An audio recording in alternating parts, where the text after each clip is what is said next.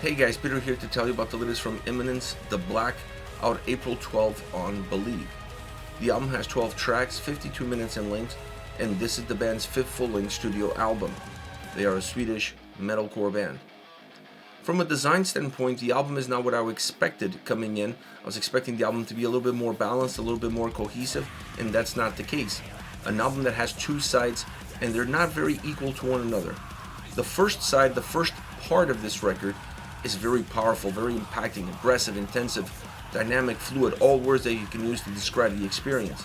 The second half, because of a lot of instrumental tracks being included in that portion of the record and short space with not too many songs dividing them, the album feels like it loses a little bit of its steam and has a very hard time crossing the finish line.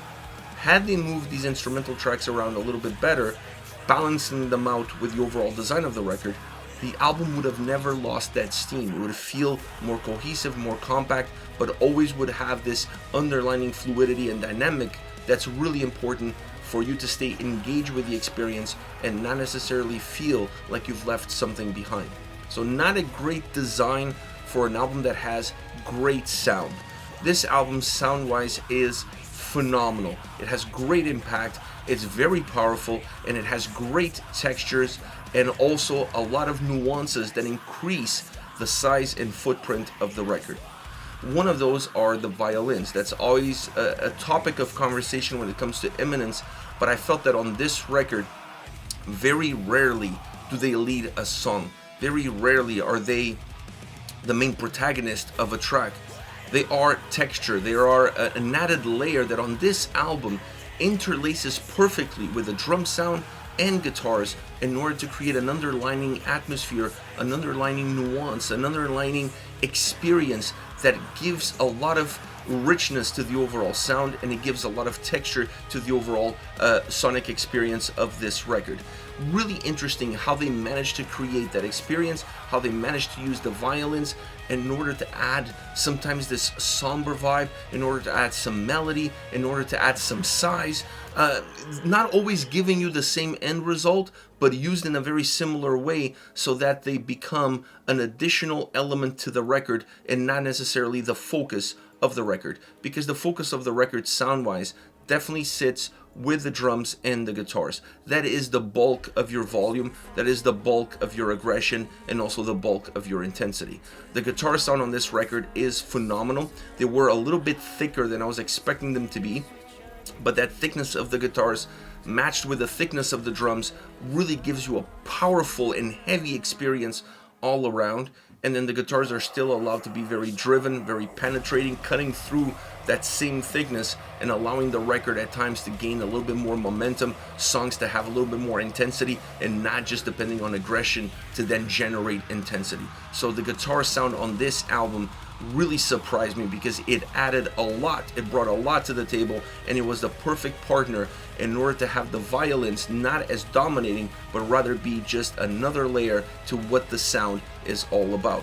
And then in the background, you have the drums. The drums are super consistent on this album. Taking a song or two, the drums always pack the sound on the back end, giving substance, giving volume, helping define what the wall of sound that this album provides is all about. But it's not a wall of sound that loses its shape. This is a record that has great production, and that allows these elements to be thick, to be big, to have volume, but still have the necessary shape that you could see exactly what each one of them is doing, either be the drums, either be the guitars, or the violins.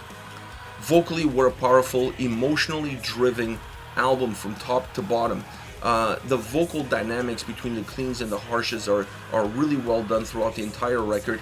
They enhance the lyrical content at every single turn and makes this a more emotionally focused album.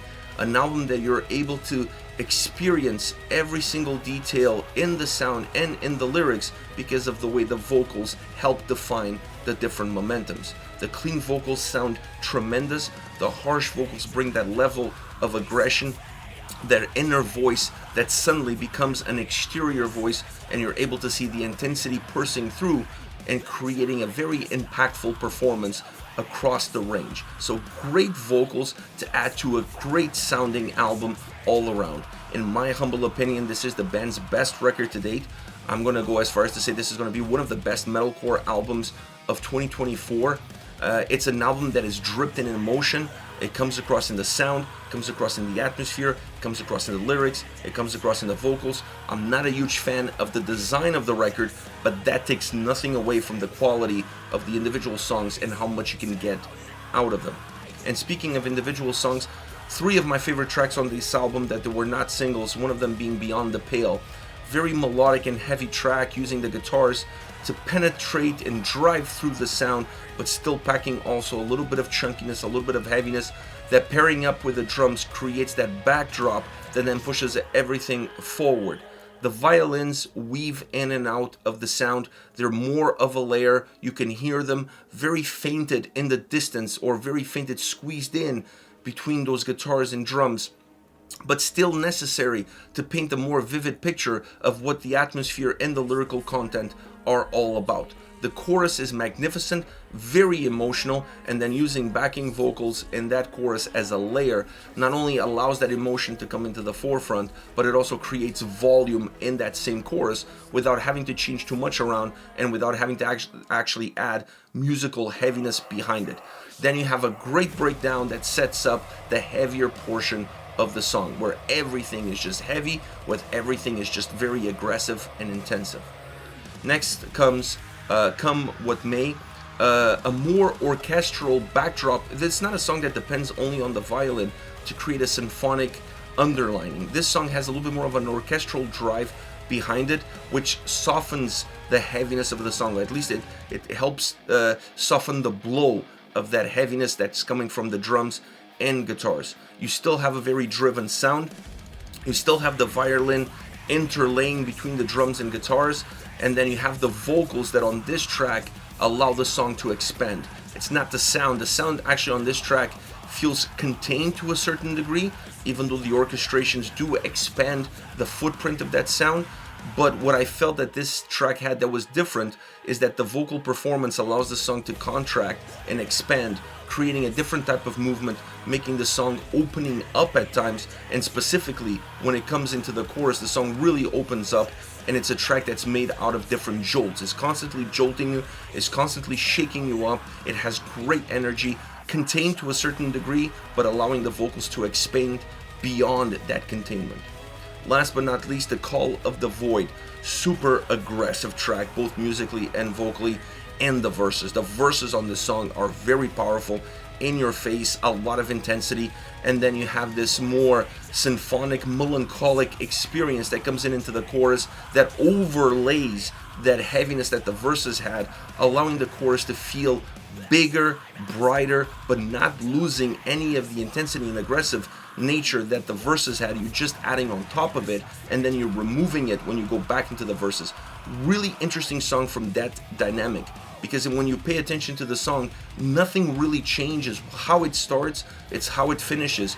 All you're doing is in the chorus, you're adding layers on top of it in order to make the track bigger, in order to have a different kind of impact, but allowing the sense of sequence, a sense of continuity to exist from start to finish, makes the track feel more fluid, makes the track feel more dynamic, and it makes the track feel like it's coming at you with a lot more aggression, with a lot more intensity. This is it, Imminence with The Black, out April 12 on Believe. Let me know your thoughts on the band, on the singles. Hit me up in the comment section. I'll see you all in the next video. Take care, guys.